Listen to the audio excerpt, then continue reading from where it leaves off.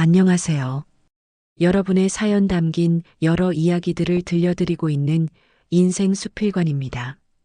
오늘 들려드릴 이야기는 제가 직접 겪은 일은 아니지만 제 인생의 가치관을 완전히 뒤흔들어 놓은 한 사람의 선택에 관한 이야기입니다.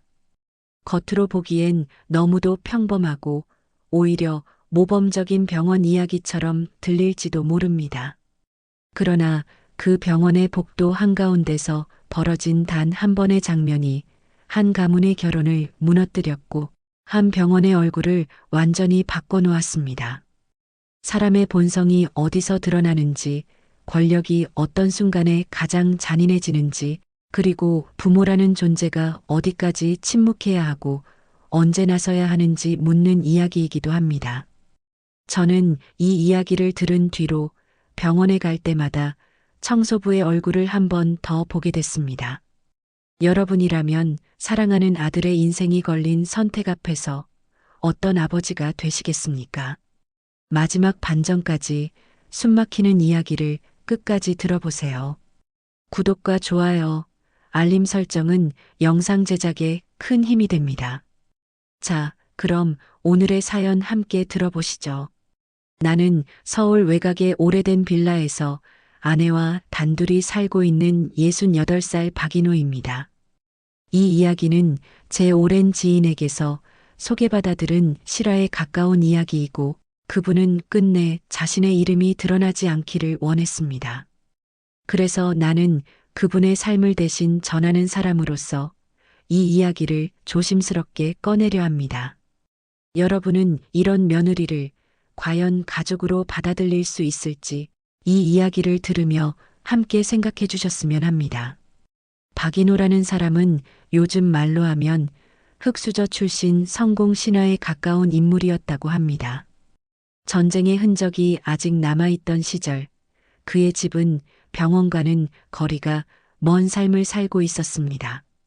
아픈 가족을 데리고 병원 문 앞에서 발길을 돌려야 했던 기억, 돈이 없다는 이유로 치료 순서에서 밀려났던 순간들이 그의 가슴에 깊게 남아 있었다고 합니다.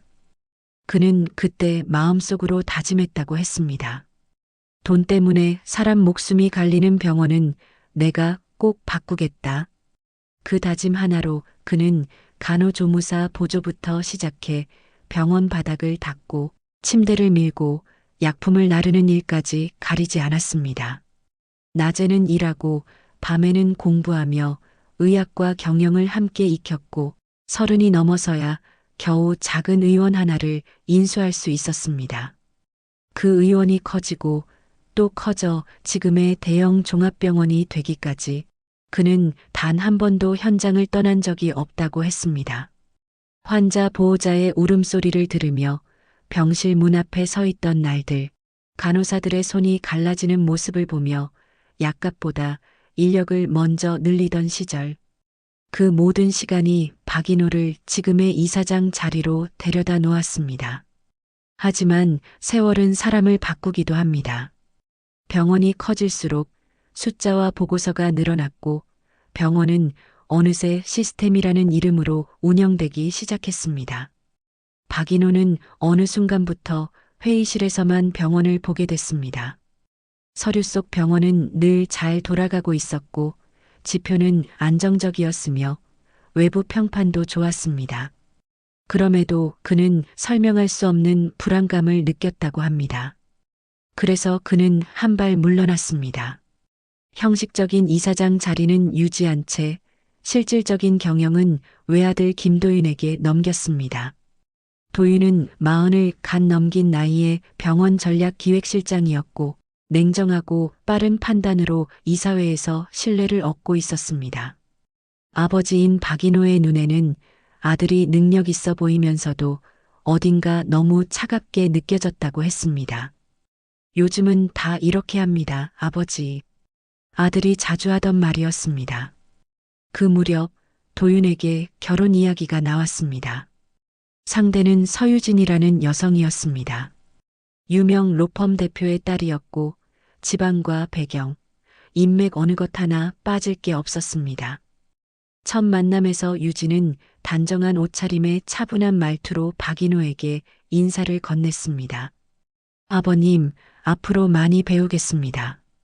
그 말에 박인호는 고개를 끄덕였지만 마음 한편이 편치 않았다고 합니다.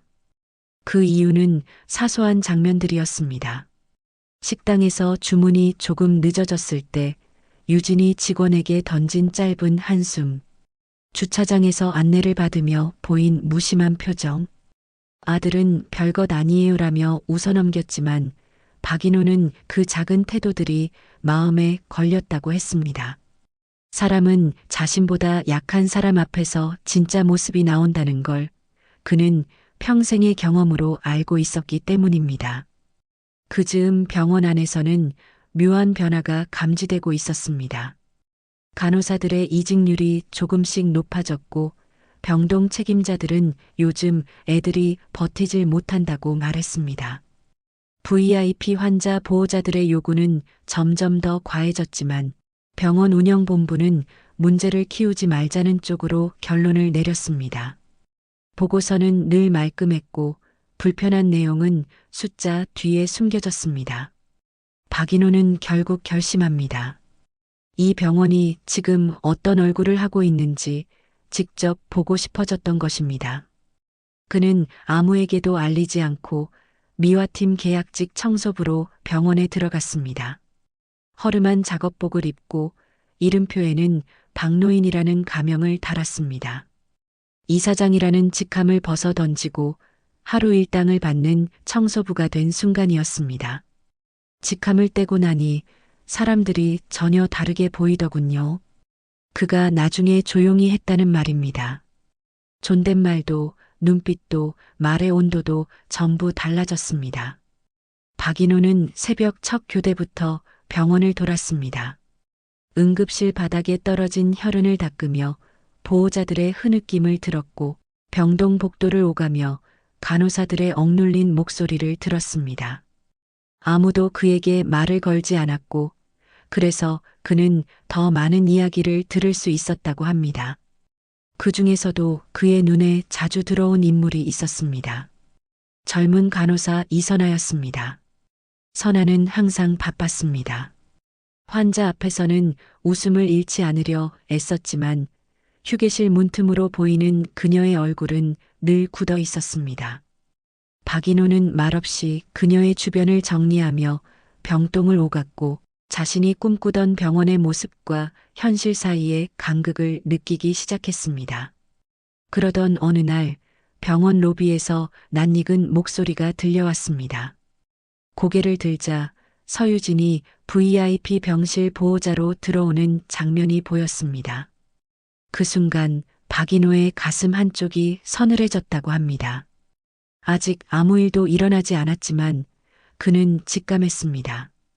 이 병원에서 결코 눈을 돌려서는 안 될 장면을 곧 보게 되리라는 것을요. 큰 사건은 늘 조용히 시작된다고 하죠. 처음에는 누구도 심각하게 여기지 않았고 문제로 인식조차 하지 않았습니다. 하지만 그날 이후로 박인호라는 사람은 이 병원이 예전과는 전혀 다른 방향으로 흘러가고 있다는 걸 분명히 느꼈다고 했습니다. 청소부 복장을 한 박인호는 여느 날처럼 새벽부터 병원에 들어섰습니다. 이른 시간에 병원은 늘 조용했고 복도에는 소독약 냄새와 기계음만이 낮게 깔려 있었습니다. 그는 천천히 걸레를 끌며 VIP 병동 쪽으로 향했습니다. 그곳은 평소보다 긴장된 공기가 흐르는 곳이었고 그날은 유독 간호사들의 발걸음이 빨라 보였다고 합니다. VIP 병실 앞에는 이미 몇 명의 간호사들이 모여 있었습니다. 그 중심에는 수간호사 정미경이 서 있었고 표정은 평소보다 훨씬 굳어 있었습니다. 오늘 보호자분 예민하신 분이래요. 정미경이 낮은 목소리로 말하자 간호사들 사이에 짧은 한숨이 흘렀습니다. 그 말 한마디에 박인호는 걸레질을 멈춘 채 그 장면을 지켜보고 있었다고 합니다. 잠시 후 병실 문이 열리며 서유진이 모습을 드러냈습니다. 차분한 화장과 단정한 옷차림, 겉보기에는 흠잡을 데 없는 모습이었습니다. 그러나 그녀의 시선은 병동을 훑는 순간부터 어딘가 날카로웠습니다. 마치 이 공간이 자신에게 완벽하게 맞춰져야 한다는 듯한 눈빛이었다고 합니다. 여기 공기가 너무 답답한데요. 유진이 던진 첫 마디였습니다. 정미경은 바로 고개를 숙이며 대답했습니다. 곧 환기 다시 하겠습니다. 불편드려 죄송합니다. 그 짧은 대화만으로도 병동의 분위기는 한층 무거워졌습니다. 박인호는 그 장면이 이상하게 마음에 걸렸다고 했습니다. 누군가 불편함을 말하는 건 당연할 수 있지만 그 말 속에는 상대를 배려하는 기색이 전혀 느껴지지 않았기 때문입니다. 유진은 말을 마치고도 한동안 그 자리에 서서 간호사들의 움직임을 하나하나 지켜봤습니다. 마치 자신이 평가자라도 된 것처럼 말입니다. 그날부터 병동은 서유진의 리듬에 맞춰 움직이기 시작했습니다. 간호사들은 그녀의 병실 호출벨이 울릴 때마다 긴장했고 병동 스테이션에는 보이지 않는 긴장선이 깔렸습니다. 박인호는 쓰레기통을 비우는 척하며 그 광경을 여러 번 목격했습니다. 누군가 다가가면 유진의 표정이 미세하게 바뀌었고 그 변화에 간호사들은 바로 반응했습니다. 특히 이선아는 그 병실 담당이었습니다. 선아는 평소보다 더 신중하게 움직였고 작은 실수라도 하지 않으려 애쓰는 모습이 역력했습니다.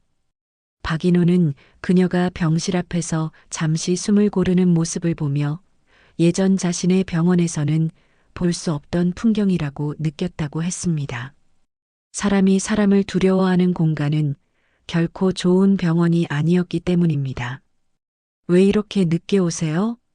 어느 순간 병실 안에서 유진의 목소리가 높아졌습니다. 선아는 고개를 숙인 채 상황을 설명하려 했습니다. 다른 환자 처치가 조금 지연돼서요. 그러나 그 설명은 유진에게 닿지 않는 듯 했습니다. 박인호는 그 장면을 복도 끝에서 지켜봤습니다. 청소부인 그에게 아무도 신경 쓰지 않았고 그래서 그는 오히려 더 많은 걸 볼 수 있었다고 했습니다. 유진의 말투는 점점 날이 서갔고 선아의 어깨는 점점 움츠러들었습니다. 그 사이에서 정미경은 끼어들지 못한 채 눈치를 보고 있었습니다. 다음부터는 제 병실부터 신경 쓰세요. 유진의 말이 병실 밖까지 또렷이 들렸습니다. 정미경은 곧바로 고개를 끄덕이며 상황을 정리하려 했습니다. 알겠습니다. 제가 더 신경 쓰겠습니다. 그 순간 박인호는 자신도 모르게 한숨을 내쉬었다고 합니다. 그날 점심 무렵 병동 휴게실에서는 조용한 속삭임들이 오갔습니다.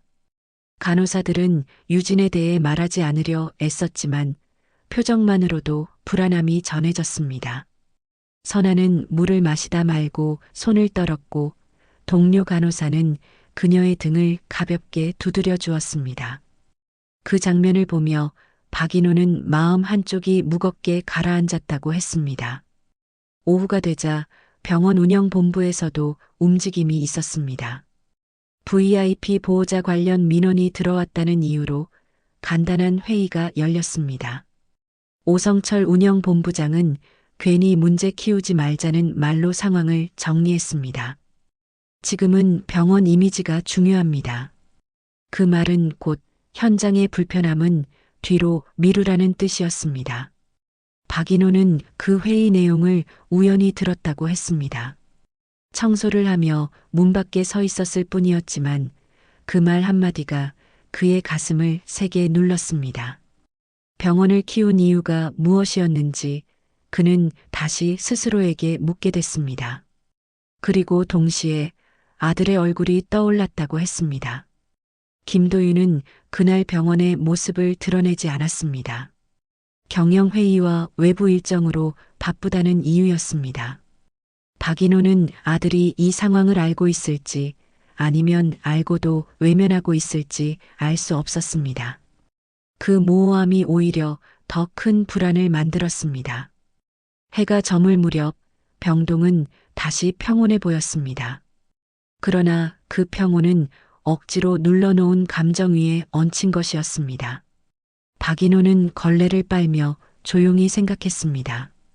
이 병원에서 벌어질 일은 아직 시작에 불과하다는 것을요. 그리고 그 불편한 기류는 곧 누구도 외면할 수 없는 사건으로 이어질 것임을 그는 직감하고 있었습니다. 사람들은 대개 큰 사고가 터진 뒤에야 문제를 돌아보지만 사실 그 전에는 언제나 여러 번의 경고가 있었죠. 박인호라는 사람은 그날 그 경고들을 하나도 놓치지 않고 지켜봤다고 했습니다. 그리고 그 모든 경고는 단 하나의 결론으로 향하고 있었습니다. 이 병원 어딘가에서 누군가 반드시 선을 넘게 되리라는 예감이었습니다. VIP 병동의 아침은 유난히 분주했습니다. 간호사 이선아는 출근하자마자 환자 상태를 확인하고 약물 투여 일정과 검사 순서를 다시 점검했습니다. 그녀는 평소보다 더 꼼꼼히 움직였고 작은 실수라도 생기지 않도록 몇 번이나 확인을 반복했습니다. 서유진의 병실을 맡은 뒤로 선아의 하루는 늘 긴장으로 시작됐습니다. 선아 씨, 오늘 검사 시간 조금 앞당길 수 있어요? 동료 간호사가 조심스럽게 물었을 때 선아는 잠시 망설이다가 고개를 저었습니다. 그 병실 먼저 처리해야 해서요. 그 말에는 체념과 불안이 동시에 묻어 있었습니다. 이미 병동의 모든 일정은 서유진의 병실을 중심으로 돌아가고 있었기 때문입니다. 박인호는 그 모습을 복도에서 지켜보고 있었습니다. 청소 카트를 밀며 천천히 이동했지만 그의 시선은 병동 스테이션에 머물러 있었습니다. 간호사들의 대화는 낮았고 짧았으며 웃음은 거의 사라진 상태였습니다. 그는 이 공간이 더 이상 환자를 위한 곳이 아니라 특정 사람의 기분을 관리하는 장소가 되어가고 있다는 느낌을 받았다고 했습니다. 잠시 후 서유진의 호출벨이 울렸습니다. 그 소리는 유독 크게 들렸고 병동의 공기가 순간적으로 굳어졌습니다. 이선아는 곧바로 병실로 향했고 박인호는 자연스럽게 그 근처 바닥을 닦는 척하며 자리를 잡았습니다. 그는 그날 우연이라는 이름으로 가장 중요한 장면의 증인이 되었습니다. 병실 안에서 유진의 목소리가 먼저 들려왔습니다. 이 물 왜 이렇게 미지근해요? 선아는 당황한 표정으로 컵을 확인하며 설명했습니다. 조금 전에 교체한 물인데 바로 다시 가져다 드리겠습니다. 그 말이 끝나기도 전에 유진은 짜증 섞인 한숨을 내쉬었습니다. 제가 몇 번을 말해야 알아들으세요? 유진의 목소리는 점점 커졌고 병실 밖까지 또렷이 새어나왔습니다. 선아는 고개를 숙인 채 사과하며 다시 물을 가져오겠다고 했습니다. 박인호는 그 짧은 대화를 들으며 이미 상황이 단순한 불만 제기가 아니라는 걸 느꼈다고 했습니다. 물은 금세 다시 준비됐습니다.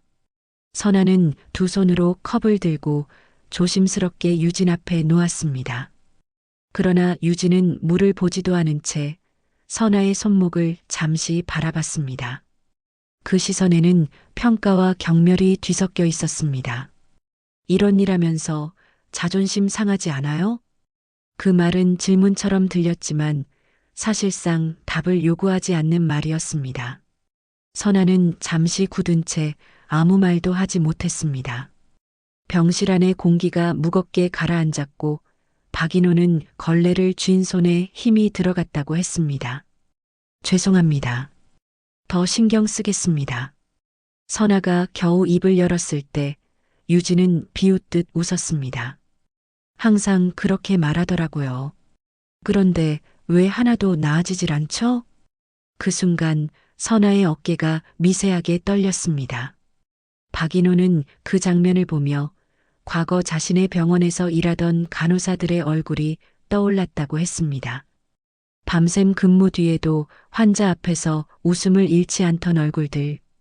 그 얼굴들이 이런 말 앞에 서 있었다면 어땠을지 그는 차마 상상하고 싶지 않았다고 합니다. 문제는 그 다음이었습니다. 유진은 자리에서 일어나 병실 안을 천천히 걸으며 선아를 내려다봤습니다. 내가 누군지 아시죠?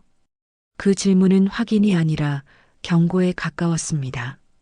선아는 고개를 끄덕였지만 아무 대답도 하지 않았습니다. 그때 병실 문이 반쯤 열려 있었고 복도에는 몇몇 환자 보호자들이 지나가고 있었습니다. 유진은 그 사실을 의식한 듯 목소리를 낮추지 않았습니다. 오히려 더 또렷하게 말했습니다. 이 병원 내가 어떻게든 만들 수 있다는 거.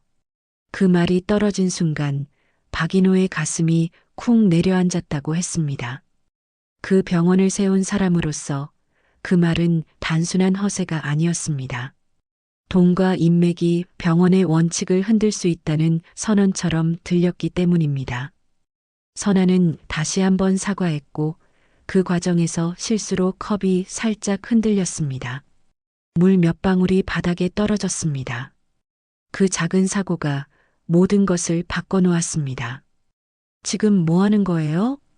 유진의 목소리가 날카롭게 튀어올랐습니다. 선아는 급히 무릎을 굽혀 바닥을 닦으려 했습니다. 그 모습은 너무도 자연스럽고 익숙해 보였습니다. 박인호는 그 순간 참을 수 없는 분노가 치밀어 올랐다고 했습니다. 하지만 그는 여전히 청소부였습니다. 그는 한 발짝도 나서지 못한 채 상황을 지켜볼 수밖에 없었습니다. 거기 제대로 닦아요. 유진의 말에 선아는 고개를 더 숙였습니다.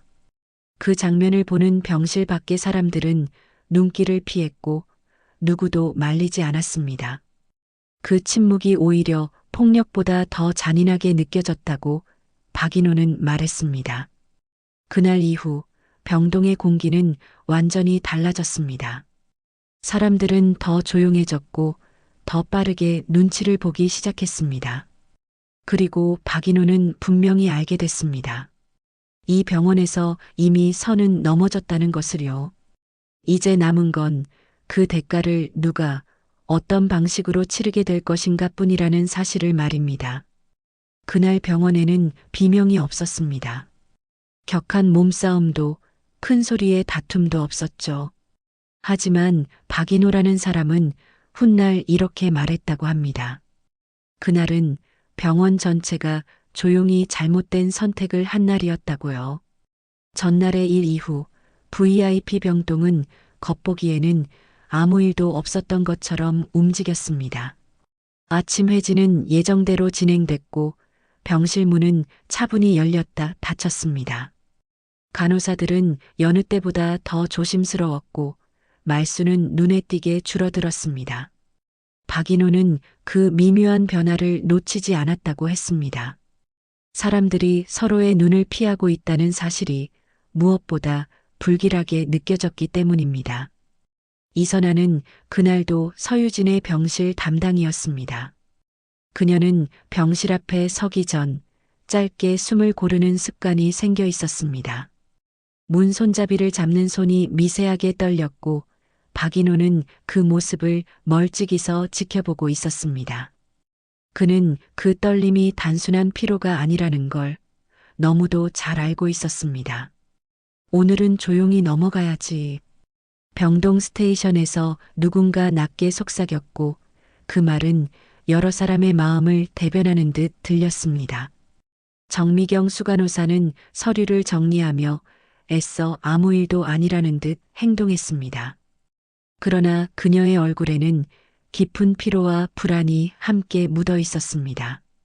서유진은 그날 유난히 말수가 적었습니다. 그 침묵은 오히려 더 위협적으로 느껴졌다고 합니다. 그녀는 병실 침대에 기대 앉아 간호사들의 움직임을 하나하나 눈으로 쫓고 있었습니다. 박인호는 그 시선이 마치 사람의 가치를 저울질하는 것처럼 느껴졌다고 했습니다. 점심 무렵 작은 일이 발생했습니다. 선아가 준비한 식단에 포함된 반찬 하나가 유진의 기호에 맞지 않았던 것입니다. 선아는 바로 교체를 제안했고 정중하게 사과했습니다. 그러나 유진은 그 제안을 바로 받아들이지 않았습니다. 어제도 그렇고 오늘도 그렇고 유진의 목소리는 낮았지만 또렷했습니다. 여긴 기본이 안 돼 있는 것 같아요. 그 말에 병실 안의 공기가 순식간에 굳어졌습니다. 선아는 다시 한번 고개를 숙였습니다.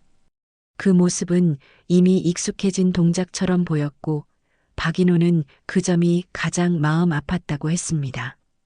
사람은 반복되는 굴욕 앞에서 저항보다 수능을 먼저 배우게 되기 때문입니다.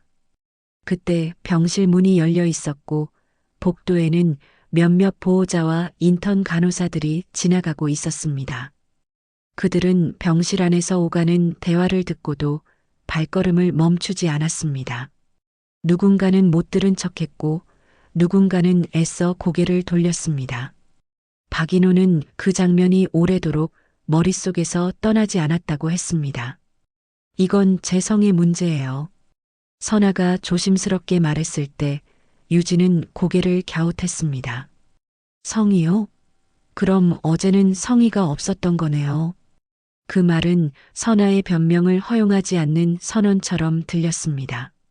정미경은 병실 앞까지 다가왔다가 끝내 안으로 들어가지 못했습니다. 그녀는 상황이 더 커질까 두려웠고 동시에 윗선의 반응이 떠올랐다고 했습니다. VIP 보호자를 자극하지 말라는 지침, 병원 이미지를 해치지 말라는 암묵적인 압박. 그 모든 것이 그녀의 발걸음을 붙잡았습니다. 박인호는 그 모습을 보며 병원이 언제부터 이런 곳이 되었는지 스스로에게 물었다고 합니다. 누군가의 부당함을 알면서도 조직이라는 이유로 침묵을 선택하는 공간. 그 침묵이 쌓여 결국 누군가를 무너뜨린다는 사실을 그는 너무 늦기 전에 깨닫고 싶었습니다. 잠시 후 유진은 병실 벽에 걸린 안내문을 가리키며 말을 이었습니다. 여기 써 있잖아요. 환자와 보호자는 최우선으로 존중받아야 한다고. 그 말에 선아는 아무 대답도 하지 못했습니다. 존중이라는 단어가 그 순간만큼은 너무도 아이러니하게 느껴졌기 때문입니다. 박인호는 청소 카트를 밀며 병실 앞을 지나갔습니다. 그는 일부러 바닥을 천천히 닦으며 상황을 더 오래 지켜봤습니다. 그 과정에서 유진의 시선이 잠시 그에게 향했지만 곧 관심 밖으로 밀려났습니다. 청소부는 그녀의 세계에서 사람이 아니었기 때문입니다. 다음부터는 이런 일 없게 하세요. 유진의 말로 병실 안의 대화는 끝났습니다. 선아는 고개를 숙인 채 병실을 나왔고 복도에서 잠시 멈춰 섰습니다. 그녀의 눈가가 붉어져 있었지만 울음은 터뜨리지 않았습니다. 박인호는 그 모습을 보며 가슴이 먹먹해졌다고 했습니다. 울음조차 허락되지 않는 공간에서 사람은 얼마나 쉽게 부서지는지 그는 알고 있었습니다. 그날 병원에서는 공식적인 보고도 문제 제기도 없었습니다. 모든 것은 조용히 정리됐고 기록되지 않았습니다.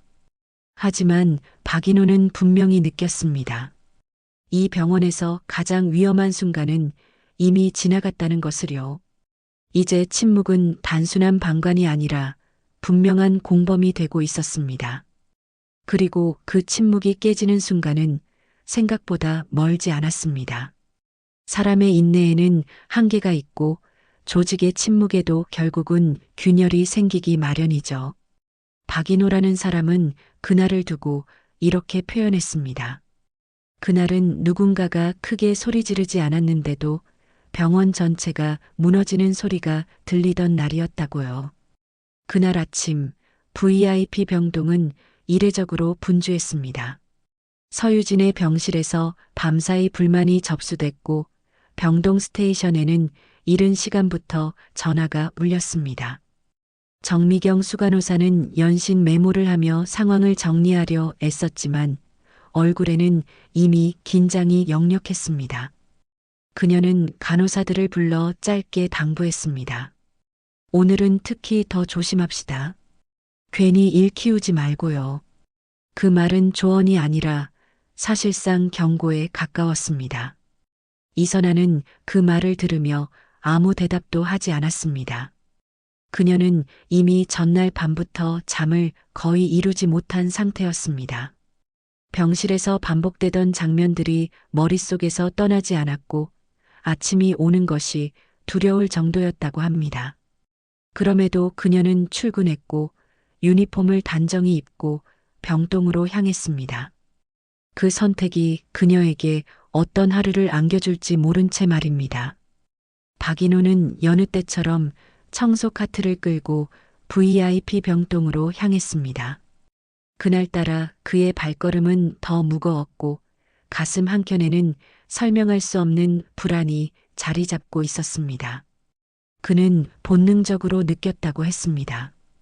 오늘은 그냥 지나갈 수 없는 날이 될 거라는 것을요. 사건은 오전 회진이 끝난 직후에 벌어졌습니다. 선아가 유진의 병실로 들어가 정기 점검을 마치고 나오려던 순간 유진이 그녀를 다시 불러 세웠습니다. 잠깐만요. 그 짧은 한마디에 병실 안의 공기가 단번에 얼어붙었습니다. 선아는 다시 병실 안으로 들어갔습니다. 유진은 침대에 앉은 채 팔짱을 끼고 있었습니다. 어제 말한 거 아직도 제대로 안 된 것 같은데요. 그 말에 선아는 무엇을 의미하는지 묻지 않아도 알 수 있었습니다. 그녀는 조심스럽게 설명을 시작했습니다.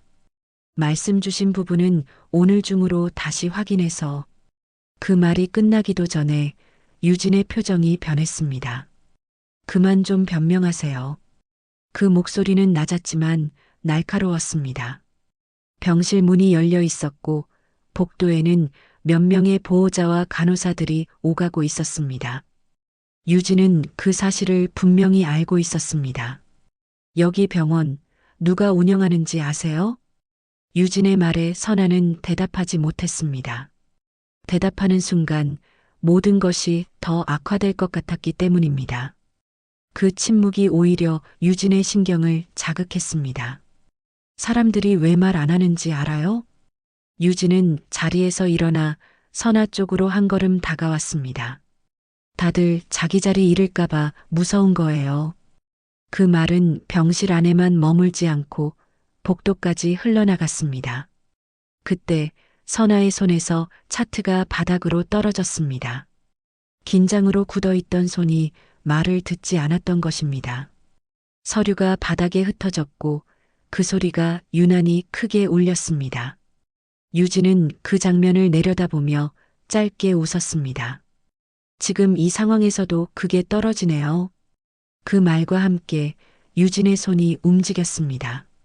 순간적인 일이었지만 분명한 행동이었습니다. 그녀의 손바닥이 선아의 뺨에 닿았습니다. 소리는 크지 않았습니다. 그러나 그 짧은 순간에 병실 안의 공기는 완전히 달라졌습니다. 선아는 한 발짝도 움직이지 못한 채 그 자리에 굳어섰습니다. 눈이 크게 흔들렸고 숨이 막힌 듯 입을 열지 못했습니다. 박인호는 그 장면을 병실 밖에서 그대로 목격했습니다. 걸레를 들고 서 있던 그의 손이 멈췄고 심장이 귀 옆에서 뛰는 것처럼 느껴졌다고 했습니다. 그는 수십 년 동안 수많은 환자와 보호자를 봐왔지만 그런 장면은 처음이었다고 합니다. 병원이라는 공간에서 의료인이 보호자에게 맞는 순간을 말입니다. 복도에 있던 사람들 중 몇몇은 발걸음을 멈췄습니다. 그러나 누구도 소리를 내지 않았습니다. 정미경은 병실 앞까지 왔다가 안을 들여다보고는 그대로 굳어버렸습니다. 그녀는 입을 열었다가 다시 다물었습니다. 그 짧은 망설임이 모든 것을 결정지었습니다. 치워요. 유진은 바닥에 떨어진 서리를 가리키며 말했습니다. 그 말에 선아는 무릎을 굽혔습니다. 그 모습은 너무도 빠르고 익숙해 보였습니다. 박인호는 그 장면을 보며 가슴이 찢어지는 느낌을 받았다고 했습니다. 그 순간 그는 앞으로 나서려 했습니다. 청소부라는 사실도 자신의 정체도 모두 잊은 채 말입니다. 그러나 동시에 머릿속에는 수많은 생각이 스쳤습니다. 지금 나서면 이 모든 일이 묻히지 않을까? 가해자가 아니라 피해자가 더 큰 상처를 입지는 않을까? 그 짧은 망설임 사이에 상황은 정리되어 버렸습니다. 유진은 아무 일도 없었다는 듯 병실로 돌아갔고 선아는 서류를 정리한 뒤 조용히 병실을 나왔습니다. 복도에는 다시 평소의 소음이 돌아왔습니다. 마치 아무 일도 없었던 것처럼 말입니다. 하지만 박인호는 분명히 느꼈습니다. 이 병원에서 돌이킬 수 없는 선이 넘어갔다는 것을요. 그날 이후 이 문제는 더 이상 개인의 문제가 아니게 되었습니다. 침묵으로 유지되던 모든 구조가 이제는 무너질 준비를 하고 있었습니다. 사건이 있었던 다음 날 병원은 오히려 더 평온해 보였습니다. 소란도 없었고 항의도 없었으며 누구 하나 큰 목소리를 내지 않았습니다.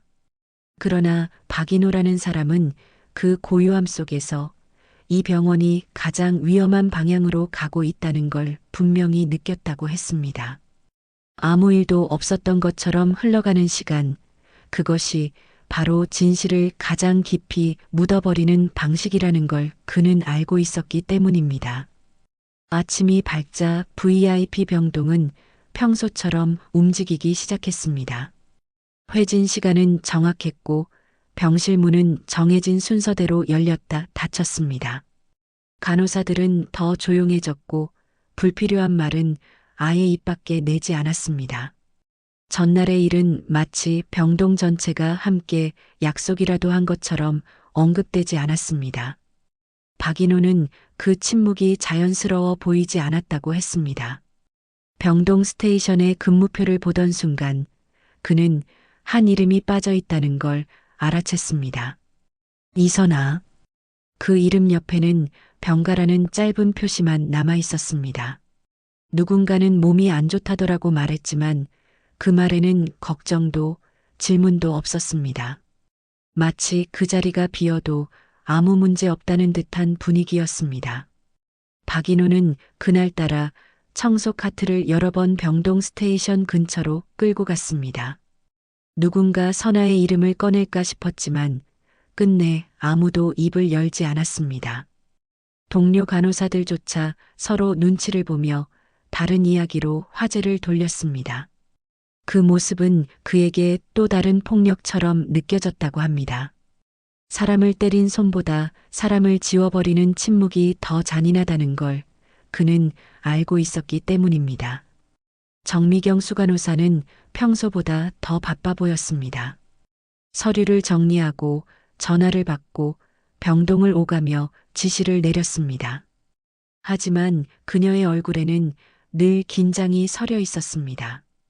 박인호는 그녀가 선아의 병실 쪽을 지나갈 때마다 잠시 시선을 피하는 걸 여러 번 목격했습니다.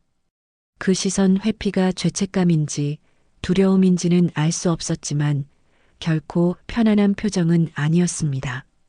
점심 무렵 병원 운영본부에서 간단한 회의가 열렸습니다. 박인호는 복도에서 쓰레기통을 비우는 척하며 회의실 문 앞에 머물렀습니다. 오성철 본부장의 목소리가 문틈으로 흘러나왔습니다. VIP 보호자 관련 민원은 이미 내부적으로 정리됐습니다.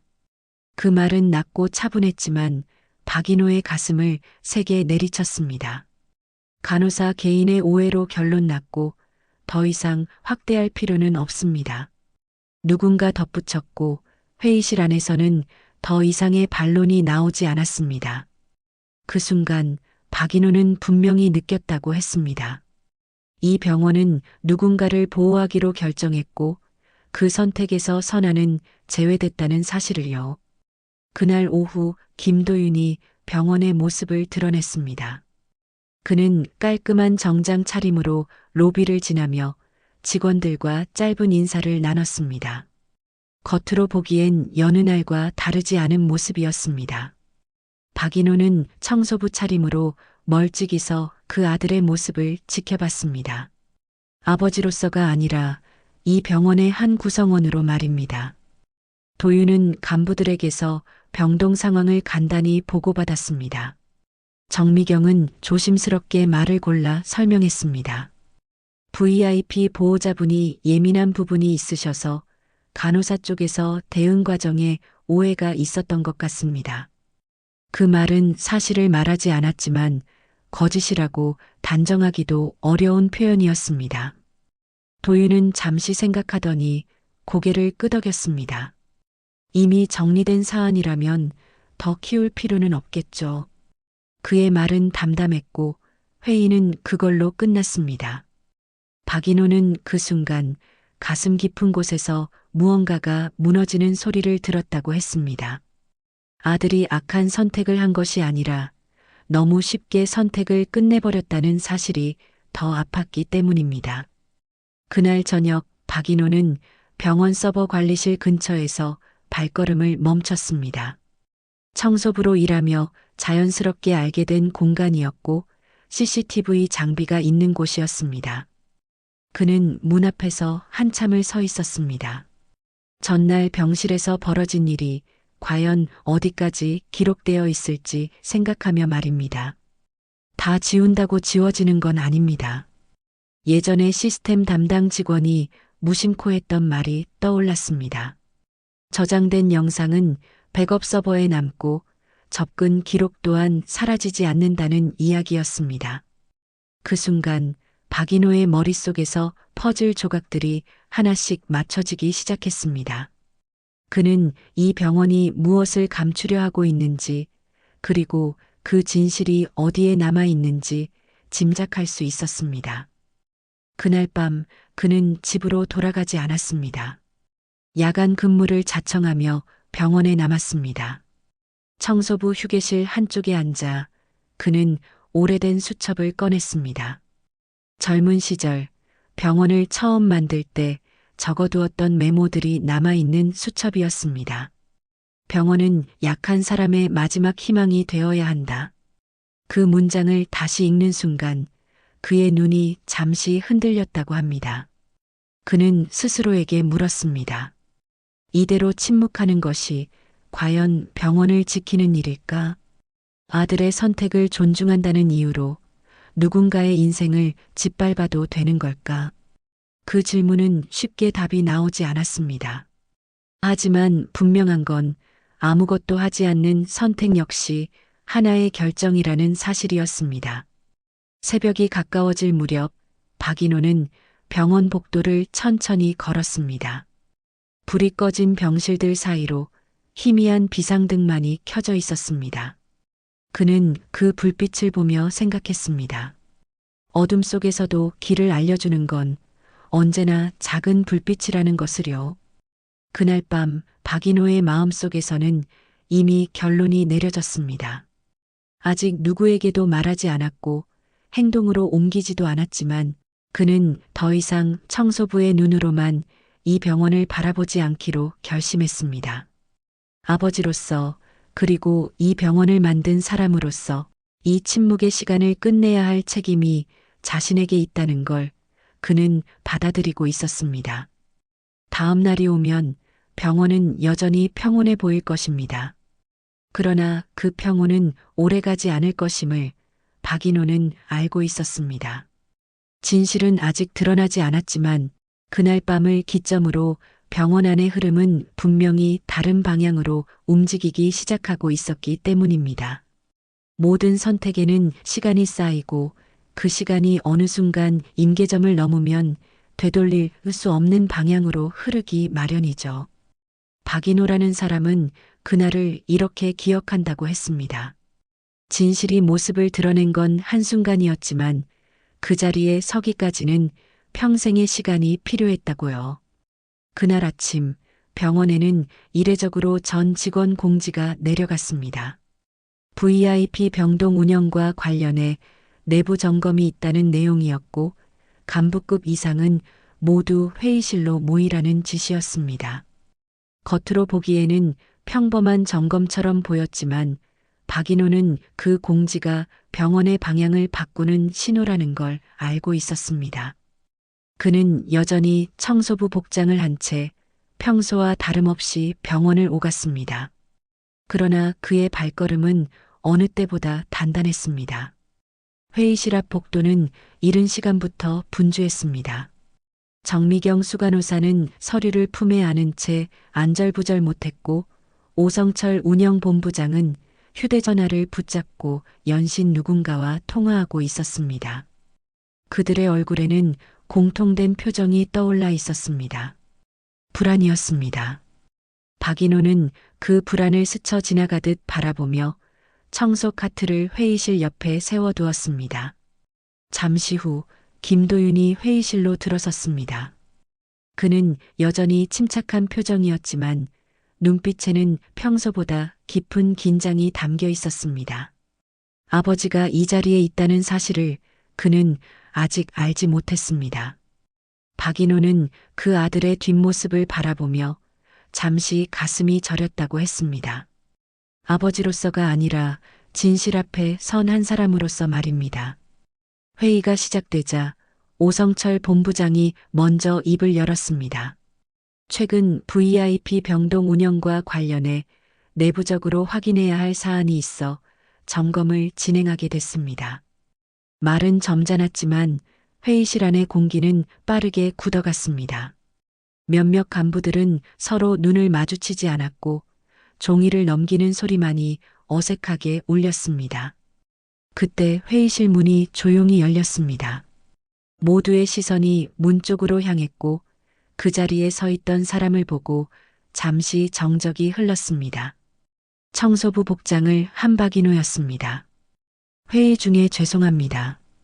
그가 낮고 단단한 목소리로 말했을 때 몇몇 사람들은 상황을 이해하지 못한 듯 어리둥절한 표정을 지었습니다. 김도윤은 자리에서 일어나려다 멈췄습니다. 그의 눈이 아버지를 알아본 순간 얼굴이 굳어졌습니다. 아버지, 그 한마디에 회의실 안의 공기가 완전히 바뀌었습니다.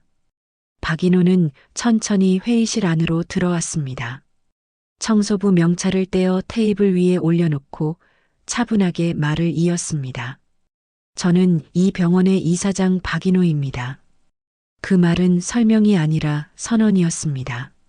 순간 회의실 안에서는 숨소리조차 크게 들릴 정도로 정적이 흘렀습니다. 그는 자리에 앉지 않았습니다.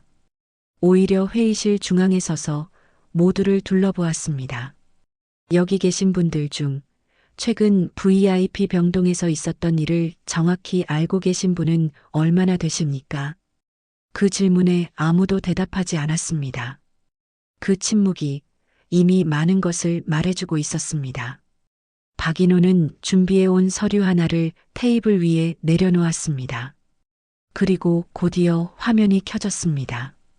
회의실 스크린에는 VIP 병실 복도가 나타났고 날짜와 시간이 또렷이 찍혀 있었습니다. 누군가는 고개를 숙였고 누군가는 화면을 똑바로 보지 못했습니다. 영상 속에는 서유진과 이선아의 모습이 담겨 있었습니다.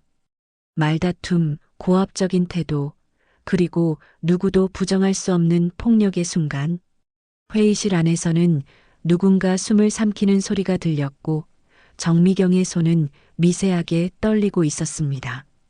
김도윤은 화면을 바라본 채 한동안 말을 잇지 못했습니다. 영상이 끝났을 때 박인호는 다시 입을 열었습니다. 이 장면을 보고도 이 일이 개인의 오해로 끝날 수 있다고 생각하십니까? 그 질문은 특정인을 향한 것이 아니었습니다. 조직 전체를 향한 질문이었습니다. 서유진의 이름이 언급되자 회의실 안의 분위기는 더욱 무거워졌습니다. 김도윤은 고개를 숙인 채 조용히 말했습니다. 이런 일이 있었는지 이렇게까지는 몰랐습니다. 그 말에는 변명보다 혼란이 담겨 있었습니다. 박인호는 아들을 바라보며 잠시 말을 멈췄습니다. 내가 몰랐다는 사실이 내 책임을 없애주지는 않는다. 그 말은 차가웠지만 동시에 아버지로서의 슬픔이 배어 있었습니다. 김도윤의 어깨가 크게 흔들렸습니다. 회의는 그날 예상보다 훨씬 길어졌습니다. VIP 병동 운영 방식, 보고, 체계, 침묵을 선택한 과정들이 하나씩 드러났습니다. 오성철 본부장은 결국 고개를 숙였고 정미경 역시 눈물을 참으며 사실을 인정했습니다. 누구도 더 이상 말을 피할 수 없었습니다. 박인호는 마지막으로 이렇게 말했습니다. 이 병원은 돈과 권력 위에 세워진 곳이 아닙니다. 사람을 지키기 위해 존재해야 합니다. 그 말은 오래전 그가 스스로에게 했던 다짐이기도 했습니다. 회의가 끝났을 때 병원은 이미 이전과 다른 공간이 되어 있었습니다. 아직 공식적인 발표는 남아 있었고 처리해야 할 일도 산더미처럼 쌓여 있었습니다. 그러나 한 가지는 분명했습니다. 이제 진실은 더 이상 숨겨지지 않는다는 것. 그리고 그 진실 앞에서 누구도 예외일 수 없다는 사실이었습니다. 박인호는 회의실을 나서며 다시 청소부 옷을 입지 않았습니다. 그날 이후 병원에서 그를 부르는 호칭은 달라졌지만 그의 시선은 여전히 현장을 향해 있었습니다. 진실과 마주한 사람들 사이에서 이제 마지막 선택만이 남아 있었습니다. 사건이 끝났다고 해서 마음까지 바로 제자리를 찾는 건 아니더군요. 박인호라는 사람은 그 시기를 이렇게 표현했습니다. 정의는 순간이지만 책임은 오래 남는다고요. 그 말처럼 병원은 다시 돌아가기 시작했지만 그 속도는 이전과 달랐습니다. 회의가 끝난 다음 날 병원 전체에 공식 공지가 내려갔습니다. VIP 병동 운영 전반에 대한 전면 재검토와 내부 감사가 시작된다는 내용이었습니다. 말은 차분했지만 병원 안에서는 누구도 그 의미를 가볍게 받아들이지 않았습니다. 사람들은 알고 있었습니다. 이제는 예전처럼 넘어갈 수 있는 일은 더 이상 없다는 것을요. 서유진은 그날 병원의 모습을 드러내지 않았습니다. 입원 중이던 환자는 다른 병원으로 전원 조치됐고 보호자 명단에서도 그녀의 이름은 사라졌습니다. 그 과정은 조용했지만 단호했습니다. 누군가를 공개적으로 몰아붙이지 않았지만 더 이상 이 병원이 그녀의 무대가 아니라는 점은 분명했습니다. 박인호는 그 선택이 복수가 아니라 기준을 세우는 일이라고 생각했다고 합니다. 김도윤은 며칠 동안 병원에 나오지 않았습니다. 외부 일정도 회의도 모두 취소된 상태였습니다. 그는 아버지와 따로 시간을 갖고 싶어 했고 박인호는 그 요청을 거절하지 않았습니다. 두 사람은 병원 근처의 오래된 찻집에서 마주 앉았습니다. 말없이 차를 마시는 시간이 한참이나 흘렀습니다. 아버지, 저는 도윤이 어렵게 말을 꺼냈지만 끝을 잇지 못했습니다. 박인호는 그를 바라보며 고개를 저었습니다. 변명은 하지 말아라. 그 한마디에는 분노보다 깊은 피로가 담겨 있었습니다. 박인호는 아들에게 조용히 말했습니다. 내가 선택하지 않은 것도 선택이다. 그 말에 도윤의 눈이 붉어졌습니다. 그는 그제야 자신이 무엇을 놓쳤는지 그리고 무엇을 외면했는지 분명히 깨닫고 있었습니다. 사랑이라는 이름으로 조직이라는 이유로 미뤄왔던 책임 말입니다. 병원에서는 변화가 빠르게 진행됐습니다. VIP 병동 운영 지침이 전면 수정됐고 보호자와 직원 간의 경계가 명확해졌습니다. 폭언과 폭력에 대한 무관용 원칙이 공지됐고 신고 체계는 외부 감사까지 연결되도록 강화됐습니다. 그 변화는 숫자로 보이지 않았지만 현장의 공기는 확실히 달라졌습니다. 사람들이 다시 서로의 눈을 마주치기 시작했습니다. 이선아는 한동안 병원에 나오지 않았습니다. 충분한 휴식과 상담을 받도록 병원 측에서 공식적으로 지원했습니다. 그 결정은 박인호의 지시이기도 했습니다. 그는 선아를 직접 만나지 않았습니다. 대신 손편지 한 통을 전달했습니다. 편지에는 길지 않은 문장이 적혀 있었다고 합니다. 당신의 침묵이 잘못이 아니었습니다. 이 병원이 그 침묵을 만들었습니다. 그 문장을 읽은 선아는 한참 동안 편지를 내려놓지 못했다고 합니다. 그것이 그녀에게는 사과이자 회복의 시작이었습니다. 몇 주 뒤 선아는 다시 병원에 돌아왔습니다. 이전과 같은 병동은 아니었고 같은 역할도 아니었습니다. 그녀는 교육팀으로 이동해 신규 간호사들을 가르치는 일을 맡게 됐습니다. 박인호는 그 선택이 선아를 보호하면서도 그녀의 경험이 헛되지 않게 만드는 길이라고 생각했습니다. 누군가의 상처가 또 다른 누군가를 지키는 힘이 되도록 말입니다. 정미경 수간호사는 보직 해임 후 일정 기간 대기 발령을 받았습니다. 그녀는 공식적으로 잘못을 인정했고 여러 차례 사과의 뜻을 전했습니다. 어떤 선택이 옳았는지는 시간이 판단하겠지만 적어도 이번에는 침묵 뒤로 숨지 않았습니다. 그 변화 역시 병원이 감당해야 할 과정이었습니다. 박인호는 다시 이사장실로 돌아갔습니다. 그러나 그는 이전처럼 책상 뒤에만 앉아 있지 않았습니다. 정기적으로 병동을 돌며 직원들과 눈을 맞추고 짧은 말을 나눴습니다. 때로는 아무 말도 하지 않고 그저 듣기만 했습니다. 그가 청소부로 일하던 시절에 배운 가장 큰 교훈이 바로 그것이었기 때문입니다. 어느 날 한 보호자가 그에게 물었다고 합니다. 이 병원은 이제 정말 달라진 겁니까? 박인호는 잠시 생각하다가 이렇게 대답했습니다. 달라지려 노력하고 있습니다. 그 겸손한 대답 속에는 다시는 같은 실수를 반복하지 않겠다는 다짐이 담겨 있었습니다. 이 이야기를 전해 들은 저는 오래 생각했습니다. 사람은 얼마나 쉽게 권력에 익숙해지고 또 얼마나 늦게 잘못을 깨닫는지에 대해서요. 하지만 동시에 누군가 한 번이라도 제대로 멈춰서서 돌아본다면 세상은 조금은 나아질 수 있다는 것도 느꼈습니다. 여러분은 어떻게 생각하십니까? 사랑하는 사람의 잘못을 알게 되었을 때 침묵하는 것이 과연 보호일까요?